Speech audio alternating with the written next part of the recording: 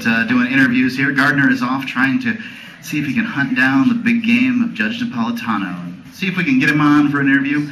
Don't hang on. I'm not making any promises, but right now I have with me Lee Doren. Lee, you are the Crasher-in-Chief of Bureaucrash. You came on to much caterwauling and back in June.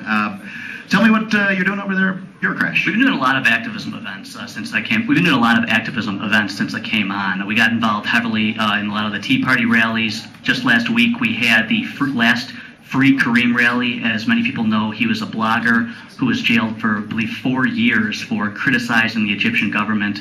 We were outside the Egyptian embassy protesting. Sadly, his last appeal was rejected, and so we were out there showing solidarity for him. So how long is he going to be locked up for? It looks like until November, I believe. So we're hoping it'll be, they might have an appeal and it'll be out earlier than that, but it doesn't look very good. They've had him locked up 4 years. I guess it doesn't really matter if it's March or November, right? Yeah. And those Egyptian prisons aren't exactly the nicest place to be. No, I can't imagine. Yeah. I can't imagine they are at all.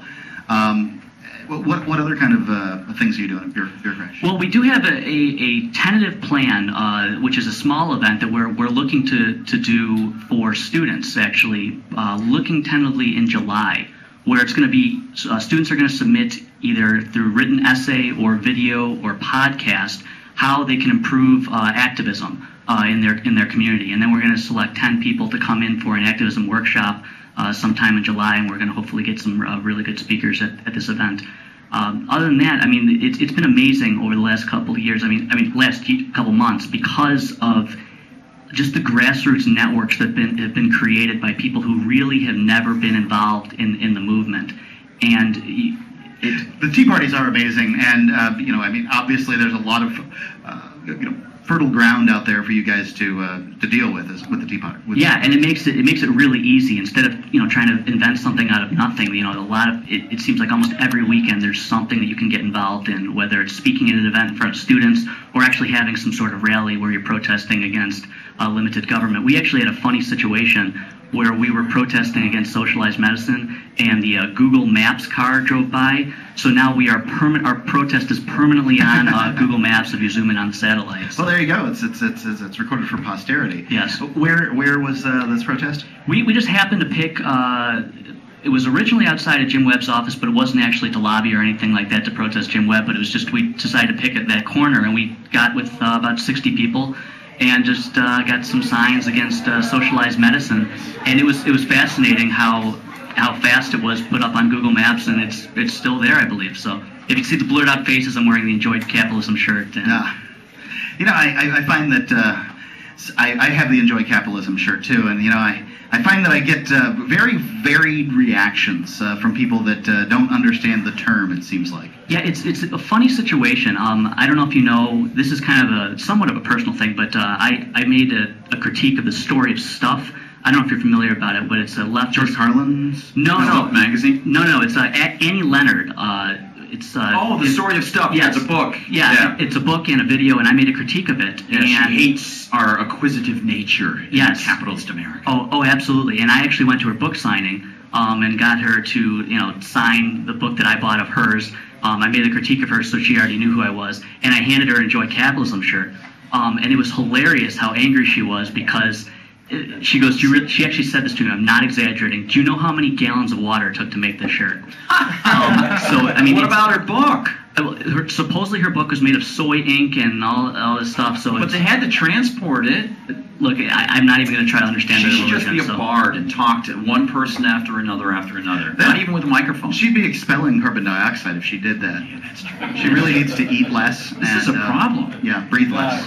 Hey, and by the way, thanks for letting me hop in here, guys. I was out in the hallway. Gardner was out trying to get Judge Napolitano. How'd that go? No chance of that? The judge has a line that I think goes out to Mercury right now. It looks like as long as a football field is what I was saying.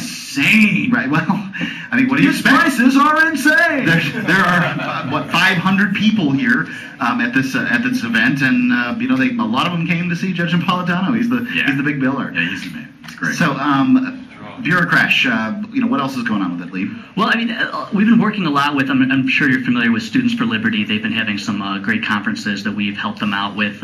In fact, there's a libertarian group in Israel that's looking to start up, a guy named Boris, a younger guy. And he's looking to set up 3 libertarian organizations out in Israel, and I've been on the phone with him the last couple of weeks. He's looking to have a massive rally in June, and 3 separate libertarian organizations are actually going to be created. Hopefully we can help him out and support him with that, and it's really interesting to see how the movement's growing. He was telling me that even in Russia, there were people having a Tea Party rally in Russia, which is fascinating. Yeah, cool.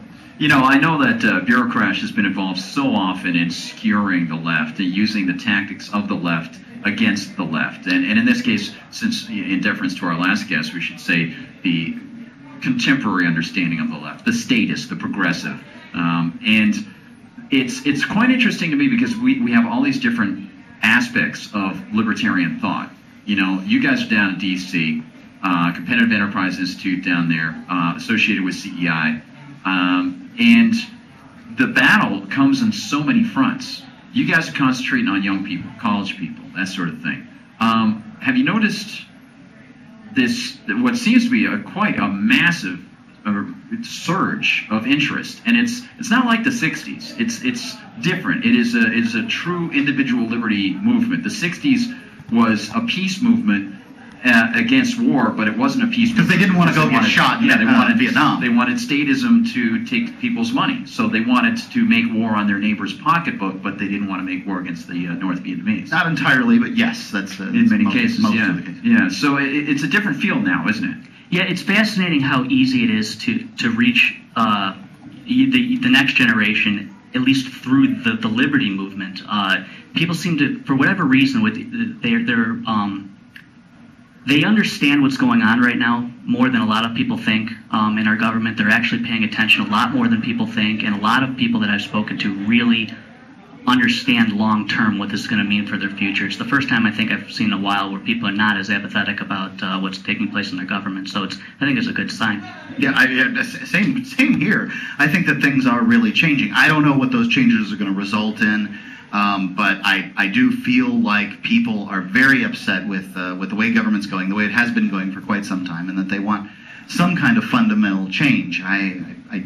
I hesitate to trust the American voter, or any voter for that matter, to set up a great new revolution. But I think things are changing. And one other thing, I just totally forgot about this. The other week I went and infiltrated the coffee party. I don't know if you've actually. I've heard that it's kind of a libertarian version of the Tea Party. Is that right? Well, no, it's actually the exact opposite. This woman, Annabelle Park, former Obama campaigner, worked at the New York Times as a strategist, decided to create a coffee party because she didn't like the divisiveness in government.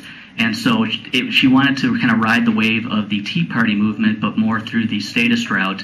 And it was fascinating because I went there with a video camera and sat in at their group therapy sessions. And it was fascinating because most of these people really had no coherent reason for being there. They just wanted to be part of something. Yeah. And I think that's a real problem in the fact that a lot of people lean towards statism or collectivism in the sense that they want to just feel part of something, and they don't necessarily realize the damage that they might do to individual rights of other people while they're doing that. That's so right. It's the group mentality. It's very easy to find an identity within a group.